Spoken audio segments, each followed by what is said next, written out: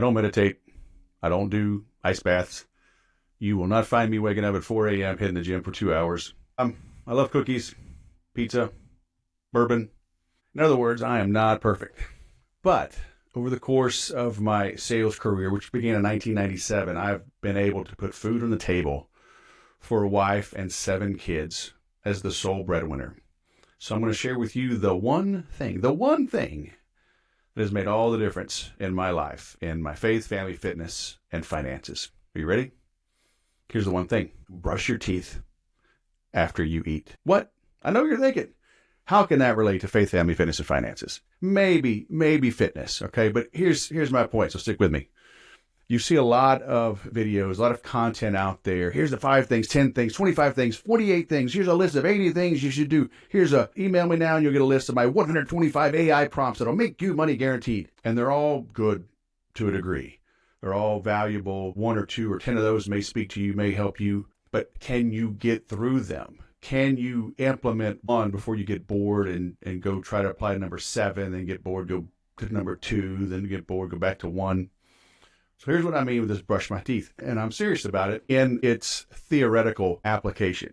Now, I've been fortunate enough to work from home since summer of 2000, so it's easy to brush my teeth. But seriously, when I am trying to lose weight, when I'm trying to curb my sweet tooth, as soon as I finish eating breakfast, lunch, dinner, I go to the bathroom and I brush my teeth. I'll floss and brush my teeth because you know how it is.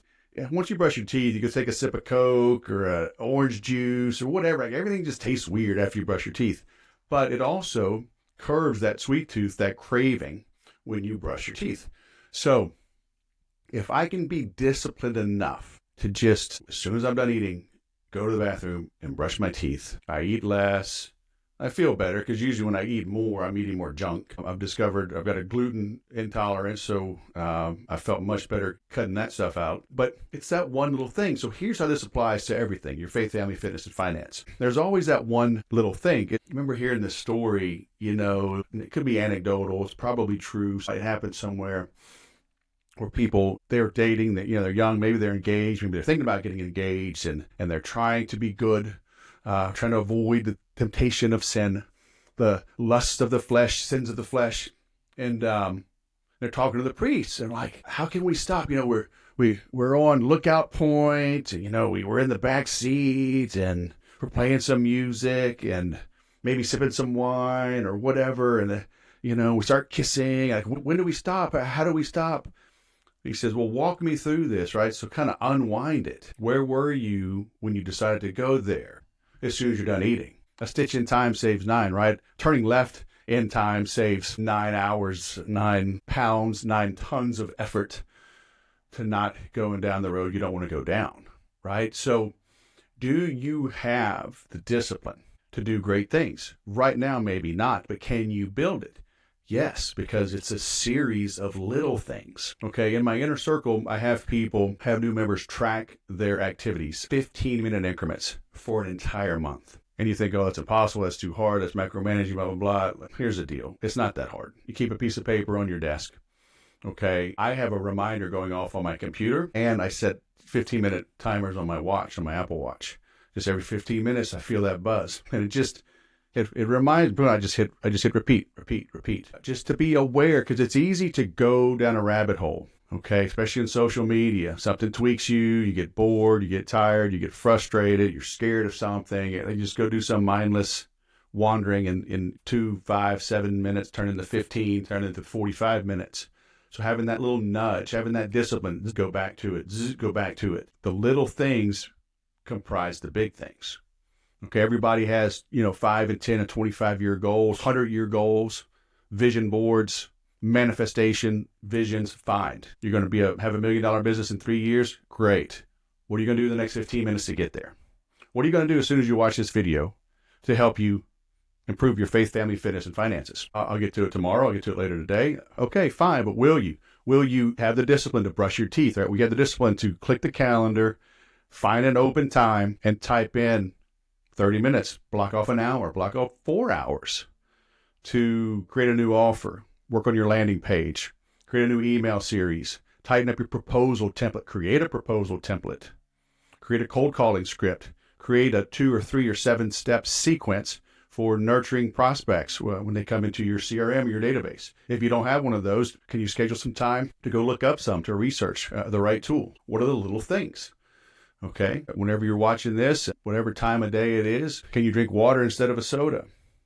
Because maybe you're trying to lose weight. Maybe you're trying to avoid that crash after lunch. Can you have, unsweetened iced tea instead of a beer tonight? It's those little things. Those are what I mean by brush your teeth as soon as you're done eating. It's a bunch of little things that you can do, okay? And you think, oh, it doesn't matter, those little things. But it's like, if you want to get in better shape, if you want to run a marathon or a half marathon, you want to do a 5K, a turkey trot, but you're out of shape, walk around the neighborhood, walk the cul-de-sac, okay? Do that for 5 days, do it for a week. Then walk twice around the cul-de-sac, walk twice around the neighborhood. Eventually you'll be jogging.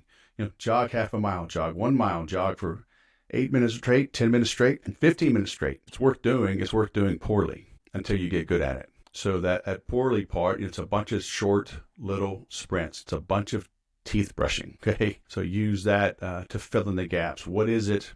What teeth do you need brushed? Probably your literal teeth. We all need to floss and brush more, okay? We all need to eat better, eat less junk, eat less sweets, drink less alcohol. We need to move our bodies, right? Exercise more. Everything I'm reading now is saying, sitting is going to be our cigarette smoking, that our parents went through. So 10, 15, 20 years from now, this epidemic of sitting. Move your body. Okay, join a jiu-jitsu class, join a running club, move your body. And then how do you improve your mind? Are you in a mastermind? Are you in a networking group? What are you doing to push yourself to get better? Maybe you can just create a book club at your company, right? A business book club. You could also create a prayer group, a Bible study at your work. Y'all meet during lunch, you meet once a week during lunch, you meet, once a week before work starts, you meet, once a week after work, whatever. Whatever works, whatever doesn't offend anybody, right? Whatever doesn't break any regulations. Everybody's so sensitive about everything except religion. So create these little teeth brushing habits that keep you on the path. Okay, you've probably heard the analogy, but an airplane, it's flying from New York to LA. It is always off course. And I mean that literally. The plane is the winds and whatever, the rotation of the earth, the Coriolis effect, winds, wind shear, different pressure systems. That plane is moving up and down, left and right all the time. But the GPS corrects it. Okay, so it's pointed here, pointed there, pointed here, pointed there, going up, going down, going up. So it's constantly, at any one moment, it's probably pointed in the wrong direction.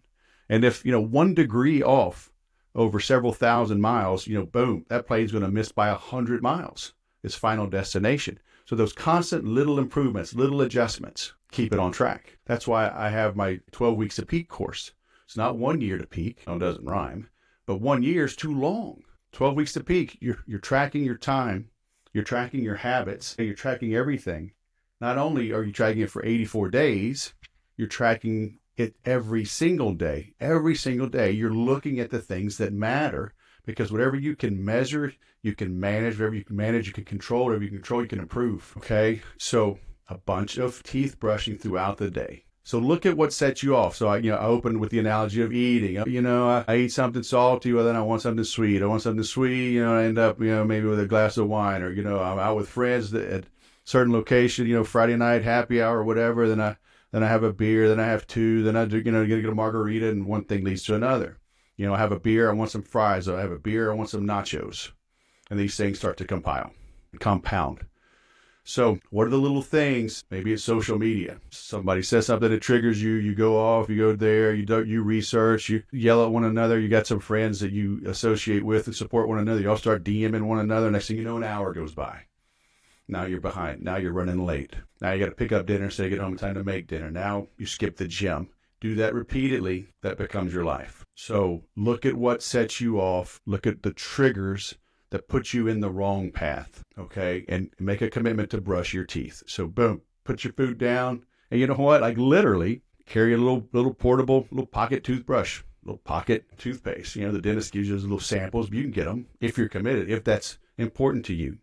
You can get a Bible app, on your phone. I prefer physical, tangible books and Bibles, but that's better than nothing. There are apps you can get. Speaking of Apple Watches, right? I'm sure Android has it too. They've got mindfulness apps, little reminders, right? Literally remind you to breathe. So maybe once an hour, maybe twice a day, you find time to set that reminder to center yourself, to focus, to calm down, to breathe, to brush your teeth. It really is the little things that matter. And that's what keeps us from being great, is that, professionals practice until they can't get it wrong. Rookies practice until they get it right. Big difference. Professionals are constantly, they will practice, drill, rehearse until they can literally do it in their sleep. Whatever it is. Steph Curry with basketball, NASCAR drivers, it was Tiger Woods back in the day with golf. They practice so they can't get it wrong. Look at the top musicians. They practice till they can't get it wrong. And whether you like Trump or not, I don't care. But I'm drawing a blank. Was it Carrie Underwood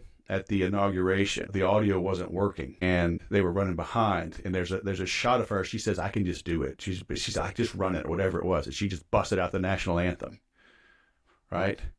And surrounded by all those people. And again, I don't care if you like them or not, but these were powerful people, from Musk to Cook, billionaires, Jeff Bezos, all the politicians, Democrat, Republican.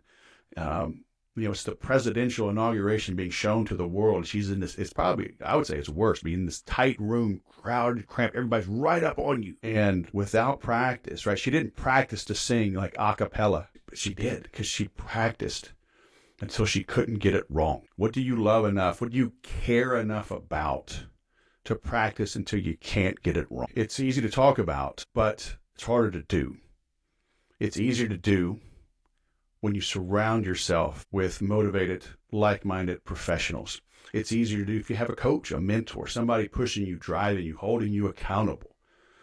Okay? I guarantee you Carrie Underwood has coaches, mentors, voice coaches, singing coaches, who knows what, fitness coaches, nutrition coaches, right? All these athletes do. So, but again, the point is you have to do the hard, dirty, unseen work repeatedly to master it and become a professional. That's what I help you do. I have my inner circle, I have my 12 weeks to peak. I'll link to those. Choose something, choose someone, create an accountability group, invest in a coach, do something to help you grow. It'll make all the difference in the world. Thanks for watching. Go sell something.